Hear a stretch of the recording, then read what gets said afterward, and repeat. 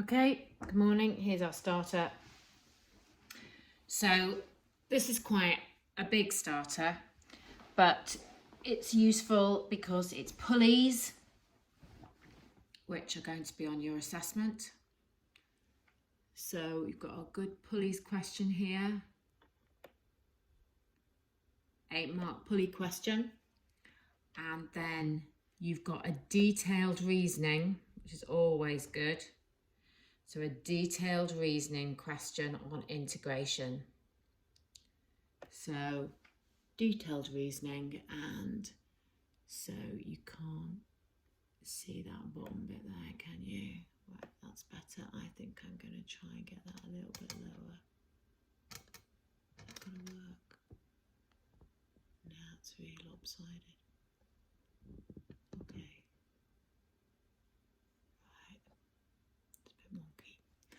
Right, so there's your starter. Obviously it's on your PDF, and here are the answers. So question 1 is on the left, so the pulleys question, and then question 2, you can see the detailed reasoning. So question 2, make sure I get that all in. So question 2, you can see A is 27. Right, so today's lesson. If you remember, that looks really bad, doesn't it? Sorry. Right, if you remember, I'll see if it's just because it's handwritten, adding algebraic fractions together at GCSE. So here we've got 1 over x plus 2 plus 3 over x plus 4, and you would combine those over a common denominator. So I've tried to give you a little reminder about adding algebraic fractions together. Right, this is our new topic. We're going to spend 3 lessons on it. It is just following on from what we were doing yesterday. Partial fractions. In this topic, what's going to happen is you're going to be given the result of having added or subtracted algebraic fractions together. Normally 2, but sometimes 3. So if you think to what we just did in that rather sort of scruffy little question that I just had on the screen, so this here is the result of adding 2 algebraic fractions together. And the question, so when it asks you to express in terms of partial fractions, it wants you to give the 2 algebraic fractions that you added together. So that's what it's asking you for here. Okay, so I'm just trying to get that better on the screen. So it's basically partial fractions. Expressing something in partial fractions is the reverse of adding or subtracting the algebraic fractions. So there are 2 types. We're going to look at one type today and one type in your next lesson, which will be on Monday.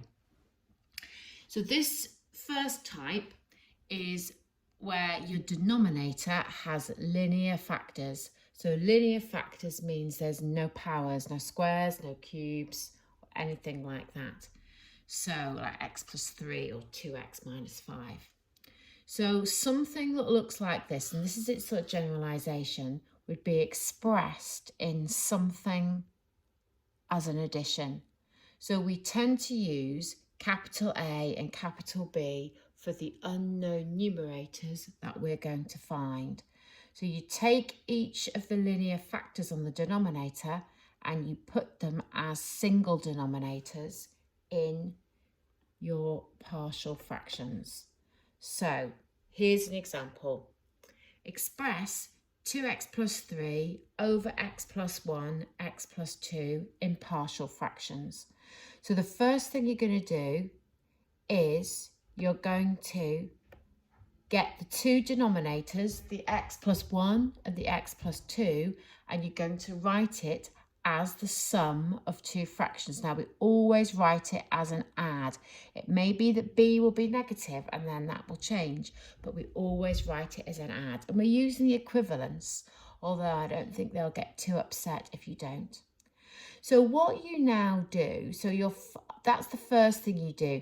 Now, the first working out that you do is you add the 2 right-hand side fractions together over the common denominator. So you multiply this by x plus 2 and that by x plus 2, and you multiply this by x plus 1 and that by x plus 1. So you get this next level.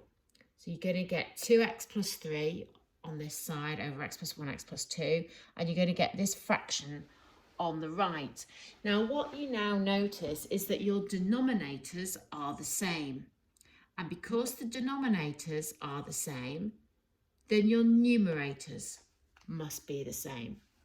Now at this stage, there's a choice of methods that you can use. Now I'm going to teach you one method. There are other methods, but I think with this stage, we'll just stick with one method. So what we're going to do is we're going to make each bracket on the right hand side disappear by turn. So we're going to choose values of x that will make the bracket disappear. So you can see that if I want to make this bracket disappear, I choose x is -1. So I'm going to let x equal -1, and I'm going to put it into here, so -2 plus 3, and -1 plus 2, so 1a, and this bracket has disappeared. So I'm going to get, when I work all that out, I'm going to get a is 1. I'm now going to make this bracket disappear by choosing x to be -2. So if I make x -2, here we go, I substitute -2 in here and -2 in here, this disappears, and I end up with b is -1. So what I'm now going to do is I'm going to rewrite my a and b back with my answer. So I've expressed 2x plus 3, maybe not as stretchy as that, over x plus 1, x plus 2 in terms of partial fractions. Okay, now following that method, you try these 4. So pause the video, express these in terms of partial fractions, doing exactly what I've just done there. So pause the video. Right, here are the answers. Example 2. Right, sometimes the denominator will not be ready factorised. So the only thing different you're going to do here is factorise the denominator. So I've factorised the x squared plus x minus 2 as x minus 1, x plus 2. And now your method is exactly the same. So you add the right-hand side vectors together. You add those together. The denominators are now the same, so you can remove them. I'm going to make each of these right-hand side brackets disappear in turn. So I'm first of all going to choose x equal to 1. So that's going to give me 6, 3a, so a is 2. And then I'm going to choose x is -2. So substitute -2 into here and -2 into this side. So I'm going to get a -3b is -9, so b is 3. And then all I'm going to do is substitute my a and b back. So again, pause your video, have a go at these two. So you need to factorise them first. So have a go at those two. Here are your answers. And lastly, can be more than 2 fractions. So here we've got a denominator with 3 linear factors. So all you're going to do is just introduce another capital letter. So it's essentially exactly the same method.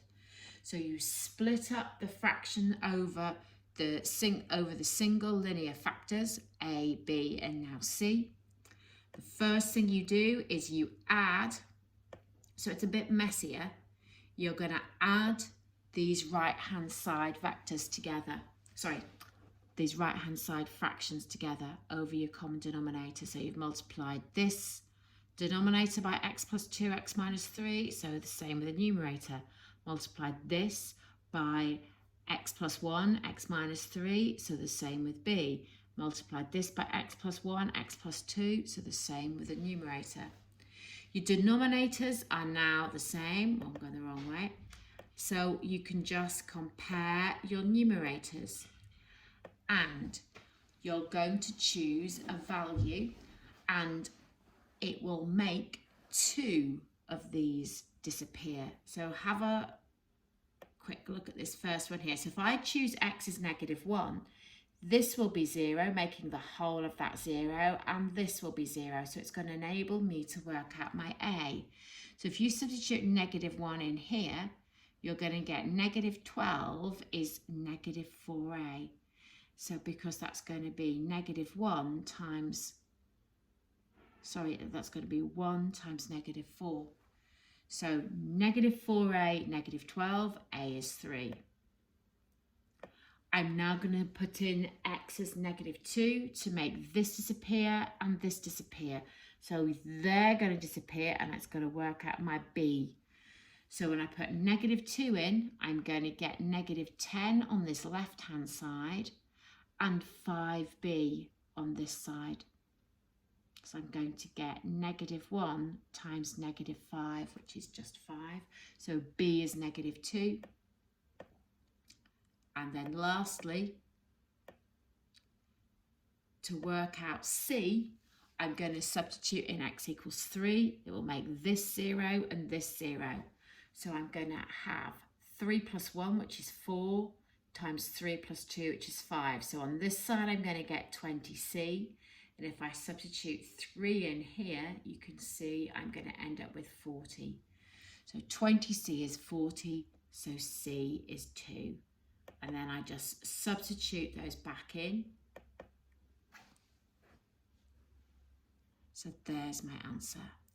And lastly, now if we just pause the video. So question 2, so just like that example there.